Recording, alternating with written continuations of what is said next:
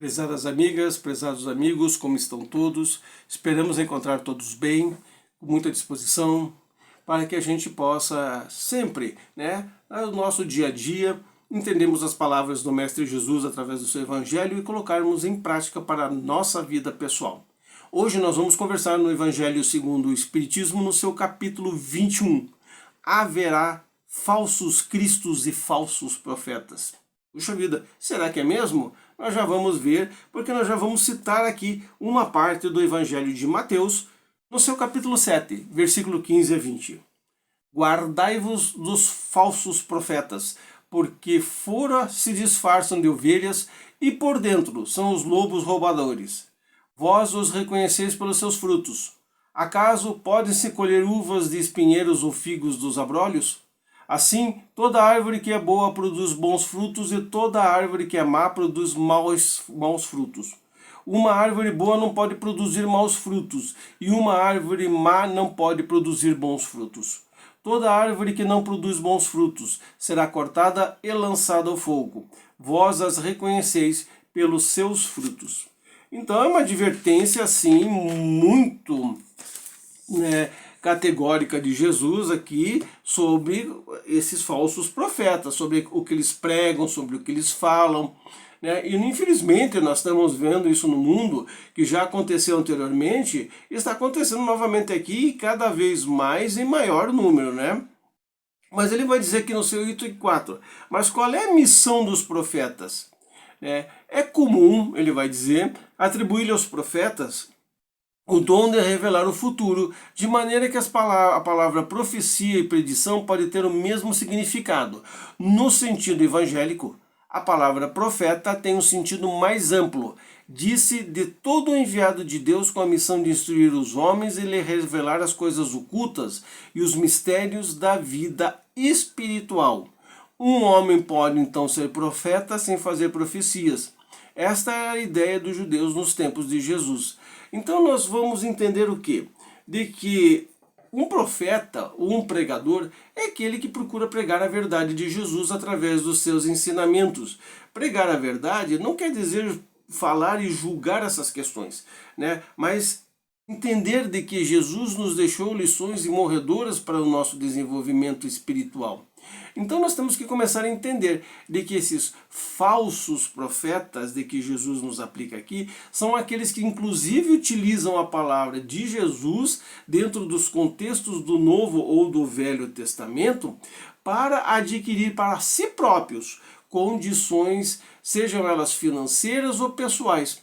E nós temos visto no nosso mundo muitos falsos profetas. Aqueles que pregam situações em que são aberrantes, inclusive com arrecadação excessiva de muito dinheiro, de muitas coisas materiais. Só falam em coisas materiais, só em coisas materiais. Venha para cá que você vai conseguir tal coisa, venha para isso aqui. Quando nós procuramos estudar a verdade, quando nós procuramos estudar o Evangelho do Mestre Jesus, nós vamos começar a compreender que através do nosso trabalho, da nossa disposição, do nosso aprendizado, sejam ele espiritual, sejam ele profissional e pessoal, nós vamos adquirindo conhecimentos de que nós vamos escapando desses falsos profetas. Por isso é muito importante que nós nos detenhamos a estudar, a aprender, a analisar, a fazer com que nós não caiamos na armadilha dessas pessoas que pegam a palavra de Deus, pegam a Bíblia, pegam outros determinados livros sagrados de outras religiões e começam a colocar sob o seu próprio prisma, colocando situações em que são até aberrantes. Nós temos visto isso, situações inclusive agora com essa divulgação de muita coisa no YouTube. O que está acontecendo? São alguns falsos profetas que acabam assim aparecendo. E isso é extremamente perigoso, isso é extremamente ruim, isso é extremamente desinformativo.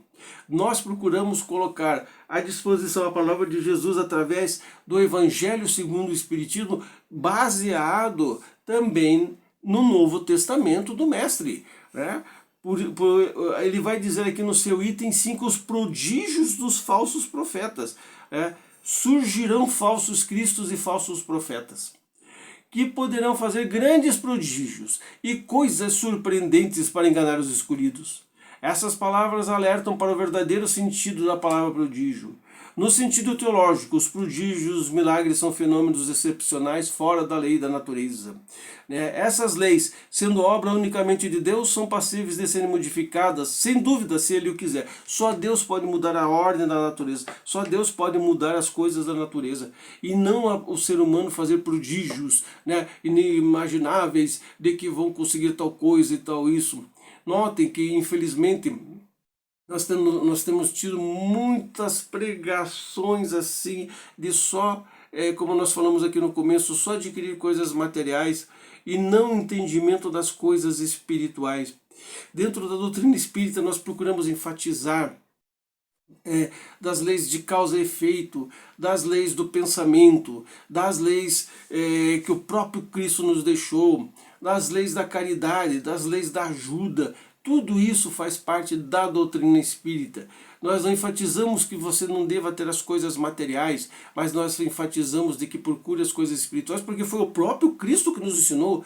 Primeiro você procura as coisas do céu, o resto vos será acrescentado. Ou seja, à medida em que nós estamos aprendendo e fazendo as coisas materiais serão vindas. Não que nós não detenhamos em melhorar a nossa vida física, a nossa vida financeira, a nossa vida material. Pelo contrário, nós estamos aqui justamente para isso. Mas nós temos que pensar muito bem para não cairmos nas palavras dos falsos profetas e principalmente dentro da doutrina também, não cairmos nas palavras de todos os espíritos, porque os espíritos o que são? São simplesmente os seres humanos que acabaram desencarnando e que dentro do conhecimento que adquiriram aqui e dos conhecimentos anteriores, eles procuram nos fazer a mesma, repassar para cá.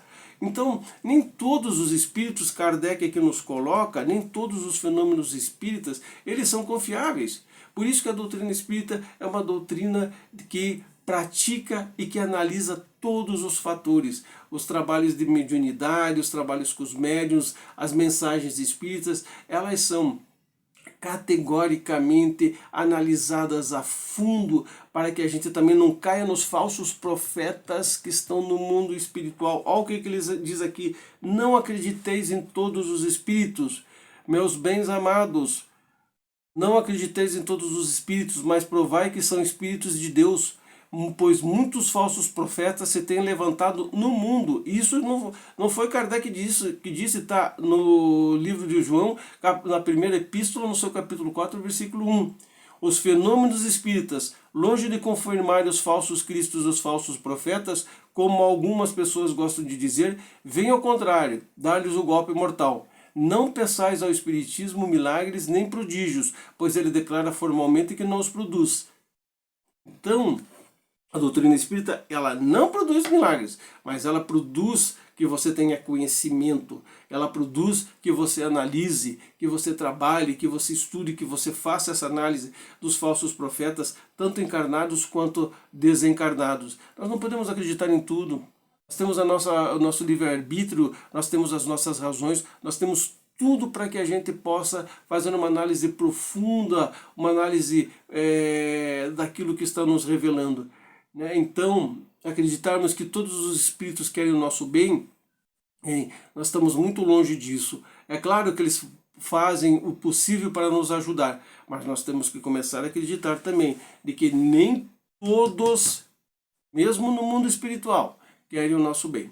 Por isso procurarmos sempre uma instituição séria, uma instituição que nos acolha, uma instituição que é baseada no estudo espírita, para que você não caia nesses falsos profetas espirituais e também nos falsos profetas que estão aqui encarnados, seja de que religião for, de que doutrina for, porque isto faz parte do nosso desenvolvimento, isso faz parte das nossas análises. Então, nunca desista de procurar o bom entendimento, como nos relatou o apóstolo Paulo. Nós estamos terminando a nossa conversa de hoje, então eu gostaria que agora você se preparasse para o trabalho de irradiação à distância, do passe à distância. Então, que você pegue um copo ou uma garrafinha com água, deixa do seu lado, né? Se instale confortavelmente, sente, põe a mão no joelho, feche os olhos e à medida que nós vamos passando aqui uma música aqui para você possa relaxar, tá? Os nossos irmãos irão fazendo o trabalho de irradiação à distância. Paz e prosperidade para você, até uma próxima oportunidade e que Jesus nos abençoe sempre.